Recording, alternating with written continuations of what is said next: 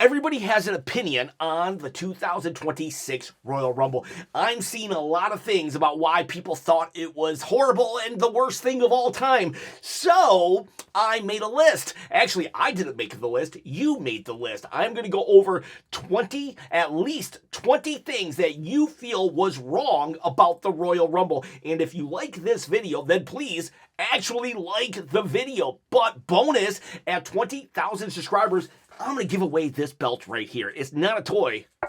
It's a replica. I'm going to give it away. All you got to do to enter to win is comment and be a subscriber. But please, like the video. All right, so let's get started with what you thought was wrong with the Rumble. We got Shazam Hassan. They ruined Oba's debut. He should have eliminated Brock Lesnar. Now, I agree. He should have eliminated Brock Lesnar, but I don't think they ruined his debut. I think they could have just went one step further, maybe two steps further. I do agree he should have eliminated Brock, or at the very least, him and Brock should have been fighting each other. LA Knight grab Oba Femi's legs and Cody grab Brock's legs, and whoop, they're out. And then that would have been a perfect elimination for Oba Femi. Tiz Mickey says, I love my OTC, and I love that he won, but I can't help be a little mad that Oba was eliminated so early. Now, Oba did go 30 minutes, so it wasn't really an early elimination, but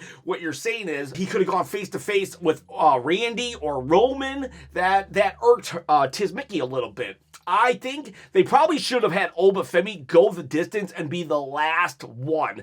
I do understand why they made Gunther the last one, because then Roman, he eliminates Gunther. Everybody hates Gunther. They get the pop. You know, if it was Oba at the end with Roman, it might have been a conflict. It might have been a conflict of interest in that, well, at this point, they're both baby faces.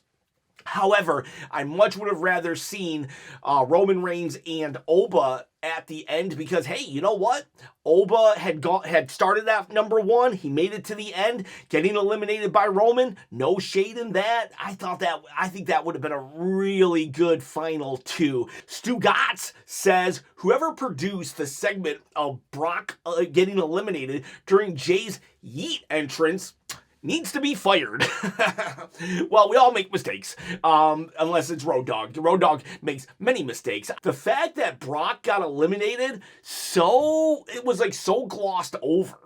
Like, eliminating Brock should be a big deal. Remember when Drew McIntyre eliminated Brock at 2020's Royal Rumble? That literally turned him into the biggest babyface in the company. And here we got two guys just unceremoniously eliminate him. Now, whether or not it should have happened, it definitely should not have happened during the yeeting because we were distracted. But let's just pretend the yeeting wasn't going on and it was just Cody and LA Knight eliminate him. So what? So what? Cody's already feuded with him. It took two guys to do it. Unless just have LA Knight be the guy that eliminates Brock. That way they can have a feud. Or Oba Femi eliminates Brock Lesnar. That would have been cool and amazing. But as it stands, the elimination of Brock did nothing for anyone, because then LA Knight is unceremoniously thrown out just a little bit later. Or you do that thing that Maven did to The Undertaker a long time ago with the people who are in the ring. You have Javon Evans do a drop kick that knocks Brock Lesnar out. And then it's like, whoa, oh my gosh. And then Brock is just like embarrassed that a 21-year-old kid eliminated him. Arjun Razada 10. Why did Triple H and Michael Cole repeat several times? This Royal Rumble will be the most star-studded ever, because that's what they do. They gotta sell it. So they repeat. If you repeat a lie so many times, eventually people just believe it to be true. But what he goes on to further say is, by most star-studded ever, did they mean luchadors? Yeah, there was how many luchadors were a part of this? There was La Parka. There was Dragon Lee. There was Rey Fenix. There was Rey Mysterio. There was Ciro Mieto, that guy. Penta. Then there was Grande Americano, and then there was another weird Grande Americano. Some fan had got a mask on or something. So that's 7 luchadors right there. Am I missing anybody? I don't know. Mr. Iguana, I don't know if he is considered a luchador or not. So upwards to 8. Upwards to 8.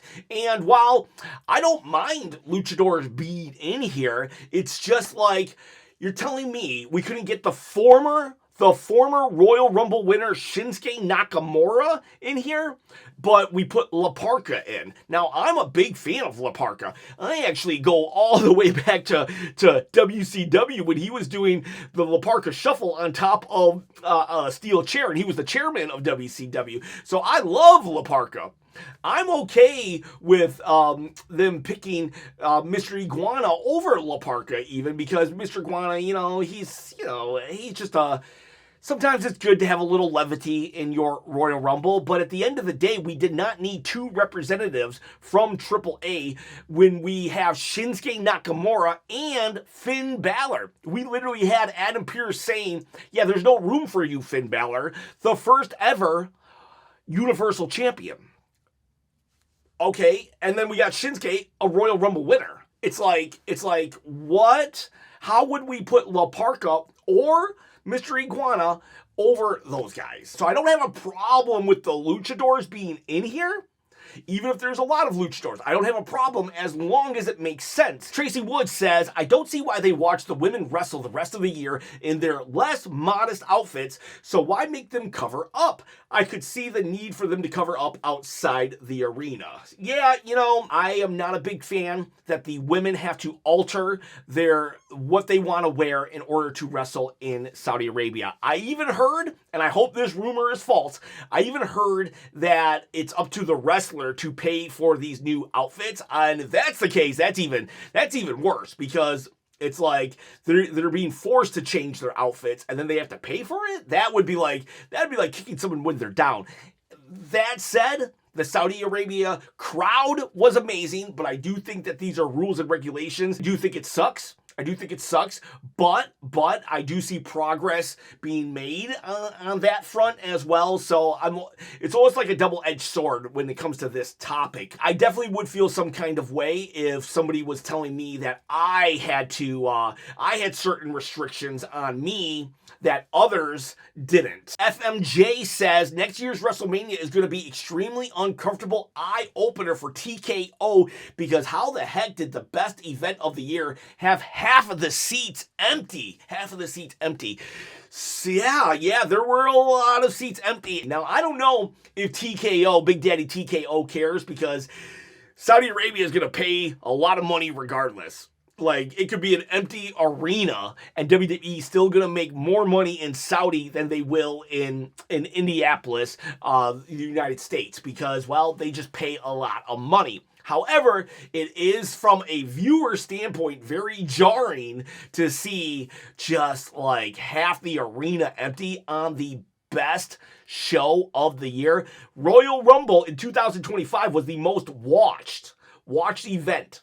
It was more watched than WrestleMania. I think this is more of a larger problem in that it's the ticket prices. The ticket prices are just too high. Adam Davis says, Gunther's being overpushed and it feels like WWE is trying to push him down our throats when we already like Gunther. But now Gunther is going to start to get go-away heat like Roman in 2010s. I see what you're saying, but there is a big difference. To be fair, Roman was a babyface they were trying to push down our throats. Gunther is a heel. So even if they were trying to push Gunther down our throats, he's a heel. So any heat, even go-away heat, WWE is going to, foster. Obo Goldbull says LA Knight needs to go to AEW or TNA. Also, hurrah, now we get to see Roman win the title and hold on to it for another 4 years. This Rumble sucked. I'm going to talk more about Roman at the end. But LA Knight needs to go to AEW or TNA. Well, I mean, he's already done TNA. Been there, done that. I don't think he's going to go back. I think he's even said he doesn't want to go back. Now, AEW, though, is a land not conquered. I think he would be amazing in AEW. AEW needs that kind of mic work. I really do think they could use that kind of mic work. I don't think he's going to go, though. I think LA Knight wants to make it in this one in WWE. This is what, his like second or third time in the company. He's determined. He's determined, and I think Triple H is equally determined not to make LA Knight work out. If I was him, I probably would. Honestly, I probably would if I was him. Jimbo Slice says Trick Williams should have gone way further in the Rumble. This would have been the best opportunity to have him rub shoulders with the biggest names. Honestly, you're probably right. He probably should have been Final Four. Like, maybe even more so than Oba Femi. You let Oba eliminate Brock, or you do what I said about the double elimination, and then you let Trick be the Final Four. Maybe Logan Paul be number 5, but Trick number 4. That way he can look like he belongs. The Final Four is a big deal. And they were pushing him pretty heavy on SmackDown for him to just be kind of nonchalantly eliminated by Cody Rhodes. It was a very low-key elimination for someone who had been featured so heavy. Nathan Moraz says, the amount of hate I have for Jay's character, not Jay himself, the human, but the character dancing mid-match can't be described. Yeah, I think it's dumb. I think it's dumb that he does it. Now, I know Roman Reigns acknowledged me, a viewer of the channel, does like it, but I do not like it. I think it's really ridiculous. However, it was a great moment when Roman was like, yeah, run it back, man, run it back. And then he punched him, uppercuts him.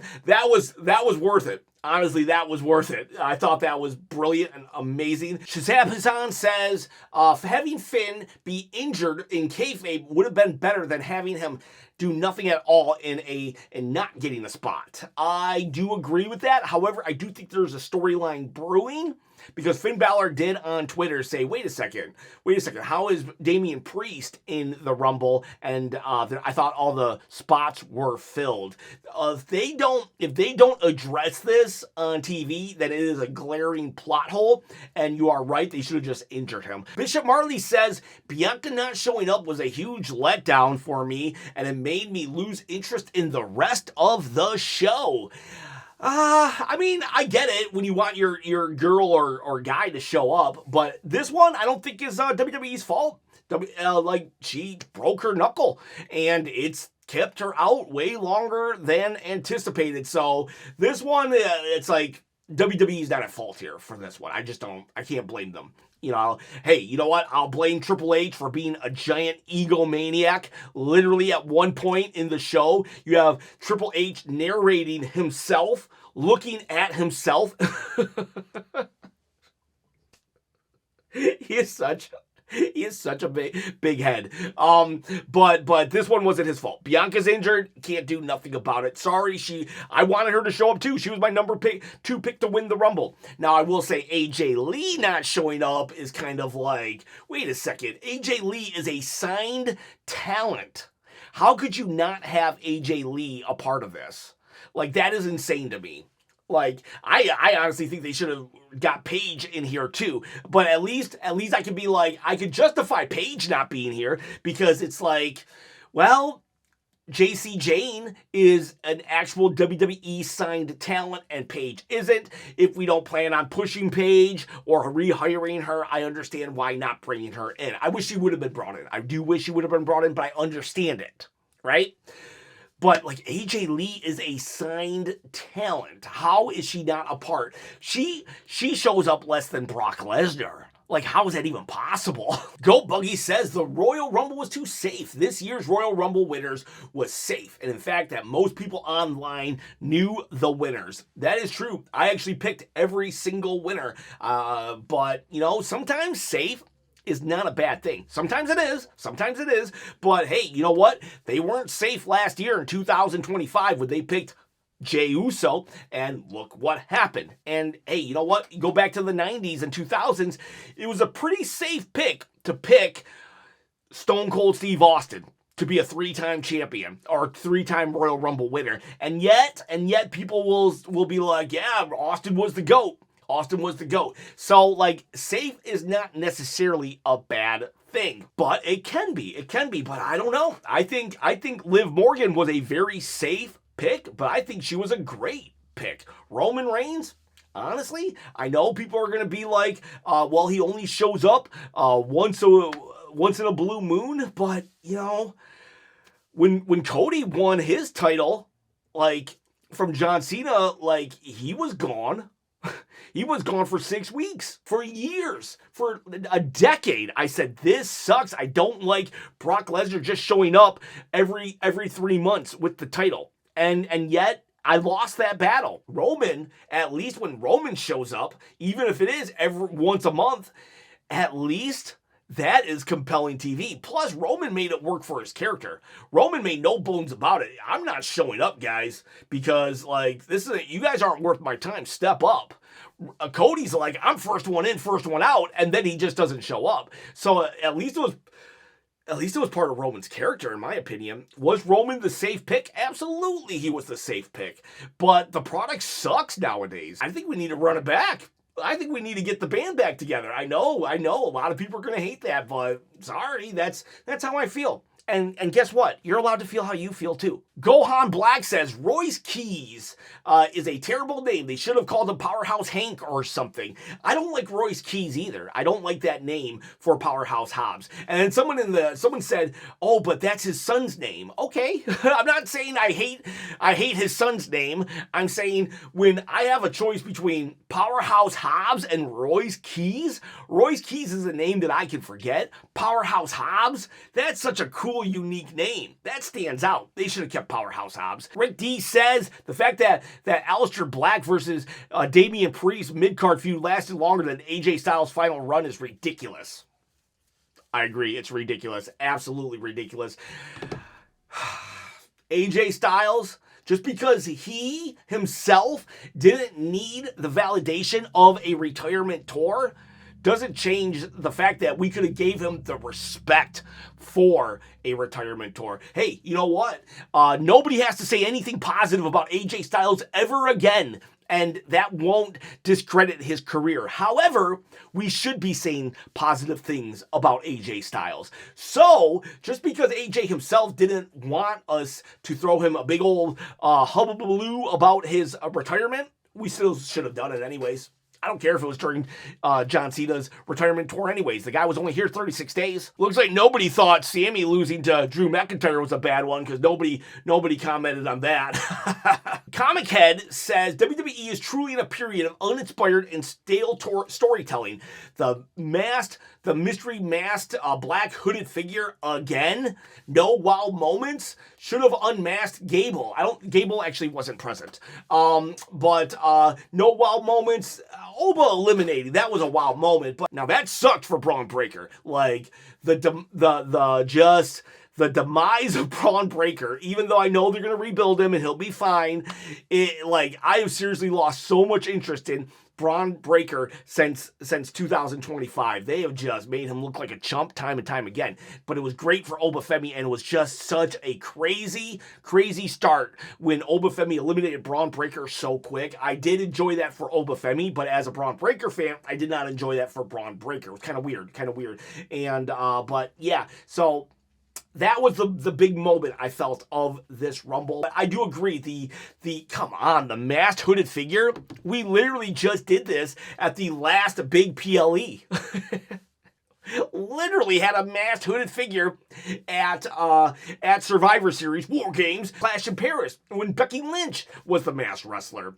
And then we had Austin Theory. Like, come on, man. Come on. Stop with these masked wrestlers. Heck, Jacob Fatu was a masked wrestler when he interfered in the 3 stages of Hell match this month.